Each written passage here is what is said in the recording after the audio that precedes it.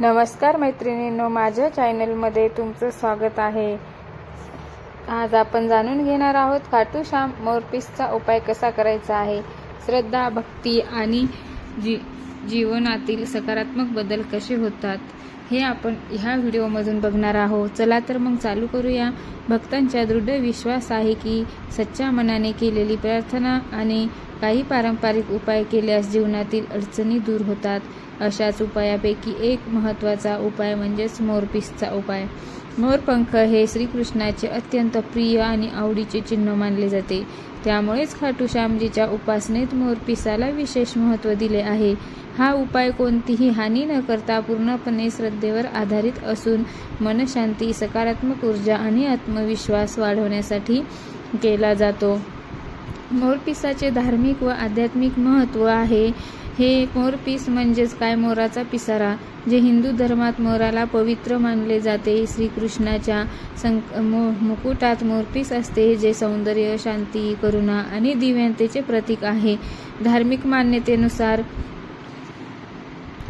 मोरपीस हे नकारात्मक ऊर्जा दूर करते आणि सकारात्मक ऊर्जा घेऊन येते। मनातील भीती, तणाव आणि अस्थिरता कमी करते।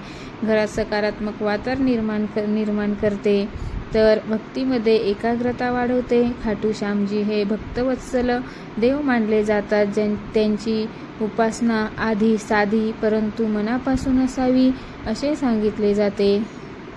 मोरपीस उपाय हा याच भावनेवर आधारित आहे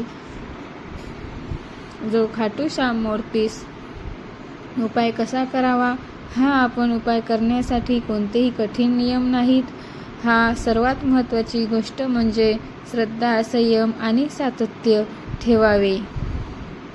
आवश्यक साहित्य काय लागणार आहे। स्वच्छ आणि नैसर्गिक मोरपीस, खाटू श्यामजीचा फोटो किंवा मूर्ती, धूप किंवा अगरबत्ती, दिवा लावावा, तुपाचा किंवा तेलाचा, शांत जागा। उपाय करण्याची योग्य वेळ गुरुवार किंवा रविवार दिवस अधिक शुभ मानला जातो। ब्रह्ममुहूर्तात किंवा सकाळी आंघोळीनंतर, संध्याकाळीही शांत वातावरणात करता येते।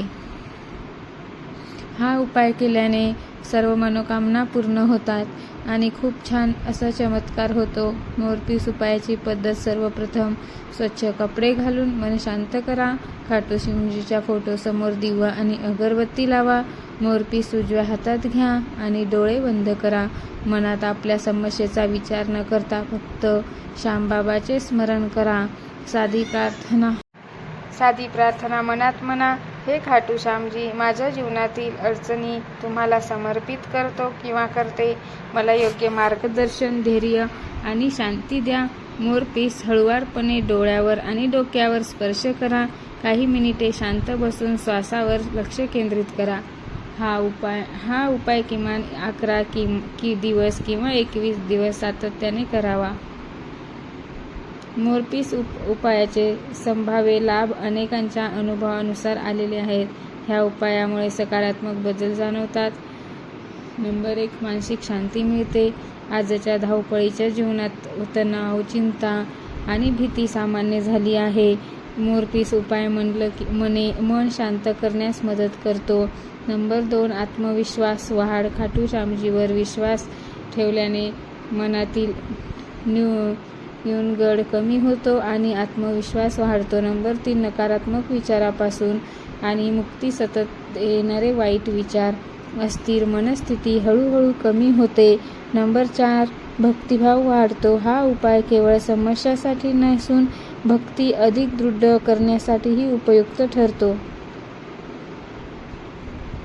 मोरपीस कुठे ठेवावे? पूजा घरात ठेवणे सर्वात योग्य। अभ्यास करताना पुस्तकाजवळ ठेवू शकता।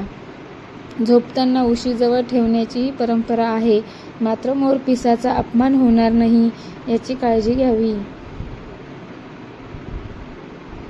काही महत्त्वाच्या सूचना आहेत त्या मी तुम्हाला सांगते। हा उपाय अंधश्रद्धा किंवा चमत्कार म्हणून न पाहता श्रद्धा आणि मानसिक शांतीसाठी करावा। कोणालाही त्रास देण्याचा चुकीचा हेतू ठेवू नये। उपाय करताना संयम ठेवा। त्वरित परिणामाची अपेक्षा करू नका। हळूहळू का होईना पण चमत्कार होतो। जीवनातील निर्णयासाठी बुद्धी, मेहनत आणि मार्गदर्शन आवश्यकच आहे. खाटू श्याम भक्ती आणि जीवन. खाटू श्यामजीची भक्ती ही केवळ मंदिरापुरतीच नाही, मर्यादित नसून ती जीवनशैली आहे, प्रामाणिकपणा आहे. सेवा, नम्रता आणि विश्वास हेच खरे श्यामबाबाचे संदेश आहेत. मोरपीस उपाय हा त्या भक्तीचा एक छोटासा भाग आहे.